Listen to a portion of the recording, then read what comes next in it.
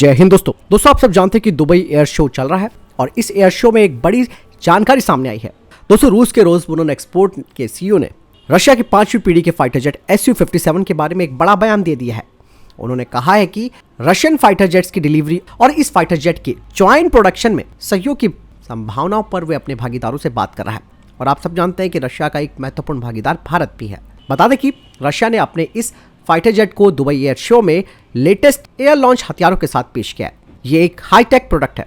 Russia ने कहा कि हम इसके लिए कुछ अपने रणनीतिक भागीदारों के साथ तकनीक को लेकर बातचीत कर रहे हैं। यही नहीं, रशिया की तरफ से भी कहा गया है कि रशिया और यूएई इस वक्त Su-57 विमान के एक्सपोर्ट के लिए पार्ट के लिए लोकल प्रोडक्शन की संभावनाओं पर न केवल चर्चा कर रहे हैं, बल्कि रशिया अब उन देशों में फाइटर जेट्स के पार्ट्स बनाने को लेकर प्लांट लगाना चाहता है जो कि इसे खरीदना चाहते हैं।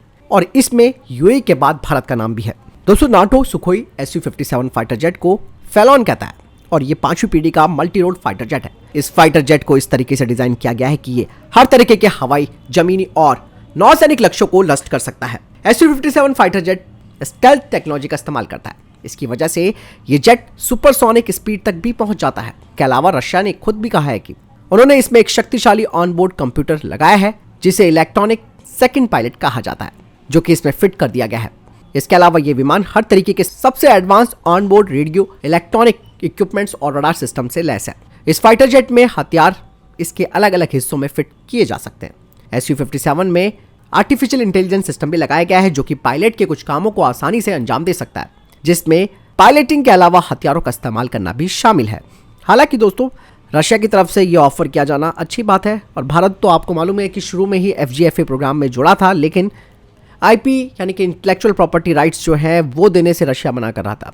ऐसे में भारत जो अपना AMCA फाइटर जेट प्रोग्राम पर काम कर रहा है उसी पर आगे बढ़ना चाहिए, क्योंकि धीरे धीरे टेक्नोलॉजी दोस्तों एडवांस होती जा रही है और रशिया के फाइटर जेट्स टेक्नोलॉजी के मामले में अभी भी पश्चिम से काफ़ी पीछे हैं।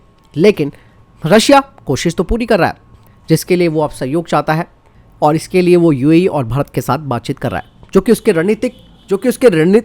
रणनीतिक हिस्सेदार है। फिलहाल आपको क्या लगता है, क्या भारत को रशिया के साथ मिलकर Su-57 प्रोजेक्ट को बनाना चाहिए या फिर AMCA प्रोग्राम पर फोकस करना चाहिए?